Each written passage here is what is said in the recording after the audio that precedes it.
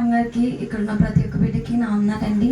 నేను చెప్పే సాక్ష్యం ఏంటంటే ఈ కూటం మరి మేము దీక్ష గురించి పెట్టుకున్నామండి. మరి ఆ బిడ్డ 2022లో పుట్టింది. అప్పటి నుంచి కూడా అసలు ఆ ప్రెగ్నెన్సీ కూడా చాలా అన్ఎక్స్పెక్టెడ్గా వచ్చింది. అక్కకి అయితే ఫస్ట్ది కొంచెం మిస్క్యారేజ్ అయ్యింది. తను కొంచెం ఫస్ట్ది అవ్వడం వల్ల కొంచెం అంత కేర్గా ఉండకపోవడం వల్ల కొంచెం మిస్క్యారేజ్ అయిందండి. ఇంకప్పుడు చాలా బాధపడ్డాము. నలుగురు అక్క ఇక్కడికి కొంచెం బెడ్ రెస్ట్ తీసుకోవడానికి వచ్చింది. అప్పుడైతే 2-3 డేస్ డిప్రెషన్లోకి వెళ్ళిపోయి అసలు ఏం తినకుండా బాగా నొప్పి వస్తుందని బాగా ఏడ్చేదండి. మరి అప్పుడు చాలా బాధపడ్డాము. పెళ్ళి అవ్వగానే వెంటనే ప్రెగ్నెన్సీ ప్లాన్ చేసుకోలేదు. ఆఫ్టర్ 3 years 4 years తర్వాత ప్రెగ్నెన్సీ వచ్చిందండి. అయితే చాలా సంతోషపడ్డాము. అనుకోకుండా మిస్క్యారేజ్ అయింది. అప్పుడు ఇంకా బాధపడినప్పుడు ఇంకా 1 month ఇక్కడ 1 month 20 days అలా ఉండి వెళ్ళిపోయిందండి. మరి వెళ్ళిపోయింది సెప్టెంబర్లో అలా వెళ్ళింది 2021లో. అప్పుడు మళ్ళీ డిసెంబర్ అంటే సెప్టెంబర్కి మిస్క్యారేజ్ అయితే మళ్ళీ డిసెంబర్కి కాల్ చేసి మమ్మీ ప్రెగ్నెంట్ అని చెప్పిందండి. అసలు చాలా సంతోషం అనిపించింది. వెంటనే చాలామంది భయపెట్టారండి, వెంటనే రాదు 1-2 years పట్టిద్ది అది ఇది అని చెప్పి. బట్ దేవుడైతే వెంటనే గర్భఫలం ఇచ్చారండి. మరి అప్పుడు మొదలుకొని దీక్ష పుట్టే వరకు కూడా అక్కకి ప్రెగ్నెన్సీ జర్నీలో ఎంతగానో దేవుడు తోడుగా ఉన్నారండి. ఆరోగ్య విషయంలో కానీ ప్రతి ఒక్క విషయంలో కూడా తోడుగా ఉన్నారండి. ఇంకా 2022లో పాప పుట్టాక కూడా ఎప్పుడు కూడా ఇక్కడికి వచ్చినప్పుడు అంటే ఇంటికి వచ్చినప్పుడు ఏదో ఒక బలహీనత వచ్చేది. అక్కడికి వెళ్ళాక వచ్చేది. ఇక్కడ ఉన్నంతసేపు బాగానే ఉండేది. అసలు మాకు అర్థమయ్యేది కాదు. అయితే దీక్ష విషయంలో కొన్ని మొక్కుబడులు చేసుకున్నామండి. అయితే పురుడు కూటం పెట్టుకుంటాం అనుకున్నాము, అది పెట్టుకోలేదు, కొంచెం డిలే చేసాము. ఇంకా దాని తర్వాత అది పెట్టుకున్నాక మళ్ళీ సెట్ అయిపోయిందండి దీక్ష. అయితే లాస్ట్ ఇయర్లో పాప మెట్ల మీద నుంచి పడిపోయింది. అప్పుడు చాలా సీరియస్ అయింది. అసలు అక్క మా మమ్మీకి అసలు ఏం చెప్పదు, ఎందుకంటే వీడు ఊరికే టెన్షన్ పడిపోయింది అని చెప్పి చెప్పదండి. చెప్తే డాడీకి చెప్పింది, డాడీ ప్రార్థన చేసి ధైర్యం చెప్తారు, మమ్మీకి చెప్పదు. అలానే అప్పుడు కూడా మామూలుగానే అన్న మమ్మీ ఏం కాలేదని చెప్తుంది, ఏడుస్తుంది. ఇంకా మాకు భయం వేసింది. ఇంకా మెల్లగా చెప్పిందండి, ఇలా తలకి తగిలింది మమ్మీ, తలకి తగిలిన ప్రాబ్లం లేదు కానీ వామిటింగ్ అయిందని చెప్పింది. ఇంకా బాగా భయం వేసింది. వామిటింగ్ అసలు అవ్వకూడదు తలకి తగిలినప్పుడు. దీక్ష ఎంత పెంచినా పలకట్లేదు వీడియో కాల్లో. మేమేమో అప్పుడు వెళ్ళలేని పొజిషన్లో ఉన్నాము. ఇంకా బాగా ప్రార్థన చేసుకున్నాము. పెద్దయ్య గారు ప్రార్థన చేయించారు, అందరితో సంఘం అంతటితో ప్రార్థన చేయించారు. మరి స్కానింగ్స్ కూడా అసలు తీపించుకోలేదు, చిన్నపిల్ల కదా అంతసేపు పడుకొని ఉండాలి. అయితే ఇంక అప్పుడు ఒక ఇంజెక్షన్ మెడిసిన్ ఇచ్చి ఇంకా అలా పడుకోబెట్టి స్కానింగ్ తీయించారండి. అసలు అవి వచ్చేదాకా కూడా టెన్షనే. అసలు ముగ్గురు ఏం తినలేదు, ఏం తాగలేదు. స్కానింగ్ రిపోర్ట్స్లో ఏం వస్తాయా, ఏం రాకూడదు ప్రభా అని ఇక్కడ గంట ప్రార్థనలు చేస్తూ ఉన్నారండి డాడీ వాళ్ళు.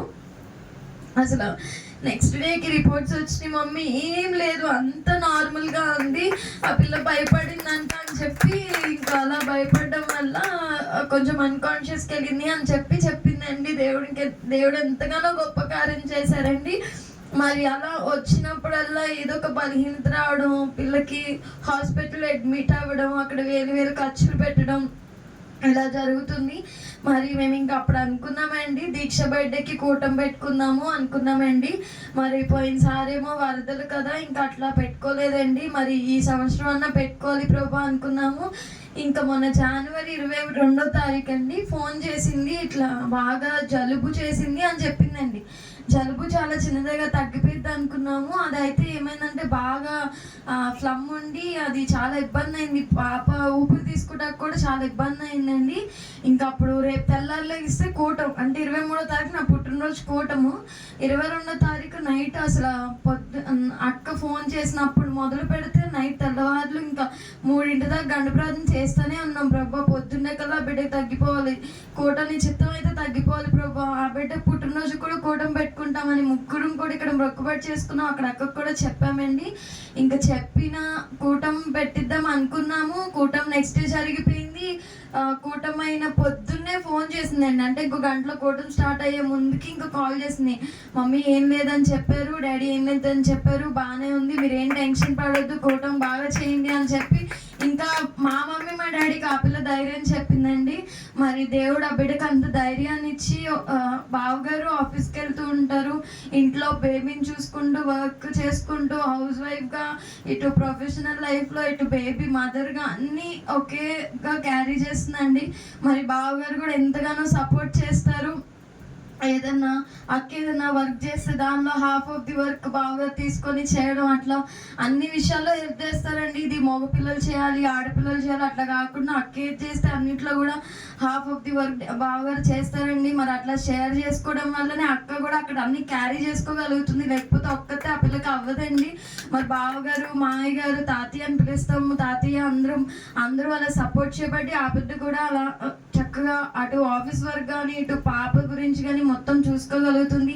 మరి ముఖ్యంగా అంత ధైర్యం ఇవ్వడానికి గల కారణం కేవలం అయ్యగారం గారి ప్రార్థన, సంఘం ప్రార్థననండి. అసలు ఎప్పుడు అడుగుతారు నన్ను సంఘంలో అయితే, అక్క రాలేదమ్మా, అక్క కోటానికి రాదా, అక్క ఎప్పుడు వచ్చిద్దమ్మా అని చెప్పి అందరు సొంత కూతుర్లా అడుగుతారండి. దేవుడు మరి ఆ బిడ్డ మీద అంత ప్రేమనిచ్చినందుకు మరి వేలాది కోట్లాది స్థుతులండి. మరి ఎందుకంటే 1 day 2 days వెళ్తేనే అందరూ మర్చిపోతారు, అట్లాంటిది ఆ బిడ్డకి ఆల్మోస్ట్ మ్యారేజ్ 7 years అని ఇప్పటికీ అందరూ గుర్తుపెట్టుకొని అమ్మ అక్క వాళ్ళ పాప ఎలా ఉంది, అక్క ఎలా ఉంది, బావ ఎలా ఉన్నారు అని అందరూ మన సంఘం అంతా అడుగుతారండి. చెప్తానండి మరి దేవుడు అంత మంచి సంఘాన్ని మాకు ఇచ్చినందుకు నిజంగా చాలా థ్యాంక్ యూ చెప్తున్నానండి. మరి దీక్ష గురించి ప్రార్థన చేయండి. దేవుడైతే ఆ బిడ్డ అయితే దీక్ష దేవుడు ఇచ్చిన గిఫ్టే అండి. అసలు అన్ఎక్స్పెక్టెడ్ బేబీ గర్లే కావాలని కోరుకున్నారు, బేబీ గర్లే వచ్చింది. మేమైతే మగపిల్లడే అని అనుకున్నామండి, కానీ దేవుడు వాళ్ళ కోరిక ఎక్కువ నచ్చింది అనుకుంటా, వాళ్ళకి నెరవేర్చాలి ఫస్ట్ అని చెప్పి దేవుడు వాళ్ళకి కోరిక మేరకు బేబీ గర్ల్ ఇచ్చారండి. చాలా హ్యాపీగా ఫీల్ అయ్యారు. మరి దేవుడు అంత గొప్ప కార్యం మా పట్ల, మా కుటుంబం పట్ల, అక్క కుటుంబం పట్ల చేశారండి. అసలు ఇప్పుడైతే చాలా మాటలు చెప్పిద్ది, అసలు స్టోరీస్ ఎంత బాగా చెప్పిద్దో, బైబిల్లో స్టోరీస్, దావీదు గొల్యాతు స్టోరీ చెప్పిద్ది, ఎంత మంచిగా అనిపిస్తుందో వినేటప్పుడు. అంత తెలివిచ్చింది దేవుడేనండి. మరి చక్కగా మాట్లాడిద్ది, పాటలు పాడిద్ది, ప్రార్థన చేసిద్ది. పిన్ని ప్రార్థన చేయను నీకు అని చెప్పి ప్రార్థన చేసిద్ది. మరి దేవుడే ఇచ్చాడండి అంత తెలివి జ్ఞానం. మరి ఆ బిడ్డ ఇంకా రాబోయే కాలంలో ఇంకా మంచి ఉన్నత స్థాయిలో ఉండాలని, బాగా చదువుకోవాలని, మరి నెక్స్ట్ ఇయర్ నుంచి స్కూల్లో వేస్తారండి. మరి ఆ బిడ్డకి మంచి స్కూల్లో సీట్ రావాలని, ఆ బిడ్డ ఇంకా మంచి ఆ బిడ్డ ఏదైతే చేయాలనుకుంటున్నారో ఆ బిడ్డ మంచి పొజిషన్లో ఉండాలి, ఫ్యూచర్ ఆ బిడ్డది బాగుండాలని అందరు మీ అనుదిన ప్రార్థనలో జ్ఞాపకం చేసుకోండి. అలానే మామయ్య తాతయ్య గురించి కూడా ప్రార్థన చేయండి, ఇంక మంచి ఆరోగ్యం ఉండాలని ప్రార్థన చేయండి. అలానే బావగారి గురించి, అక్క గురించి బిజినెస్ వర్క్లో కూడా తోడుగా ఉండాలని ప్రార్థన చేయండి. అలానే అక్క ఇప్పుడు 5th month ప్రెగ్నెన్సీ, యాక్చువల్లీ కూటంలో కలవాలి, మొన్నే ఫంక్షన్ అయ్యింది, అందరూ ఉన్నారని చెప్పి ఇంకా నెక్స్ట్ టైం కలుస్తా డాడీ అని చెప్పిందండి. దేవుని చిత్తం అయితే మరో తనుమందైనా ఆ బిడ్డ కలవాలని మీ అందరు ప్రార్థన చేయండి. అలాగే మరి ముఖ్యంగా అక్కకు ఆరోగ్యం గురించి ప్రార్థన చేయండి. మరి ఒక్కతే అన్నీ చూసుకోవాలి. మరి మేమైతే వెళ్ళలేమండి, వెళ్ళినా 1-2 daysలో వచ్చేస్తాము. మరి ఆ బిడ్డకి దేవుడే ఇస్తున్నాడు శక్తి. మరి ముఖ్యంగా ఆత్మీయ తల్లిదండ్రులు, సంఘం బిడ్డలందరూ అక్క గురించి మీ అనుదిన ప్రార్థనలో జ్ఞాపకం చేసుకుంటారని కోరుకుంటున్నాను. అలానే దేవుని చిత్తం అయితే మగ బిడ్డ పుట్టాలని మీ అందరు ప్రార్థన చేయండి. ఇదే నా సాక్ష్యం. నా గురించి, నా ఉద్యోగం గురించి, నా కుటుంబం గురించి, దీక్ష గురించి, వాళ్ళ కుటుంబం గురించి ప్రార్థన చేయండి. మీ అందరికీ ఉన్నారు.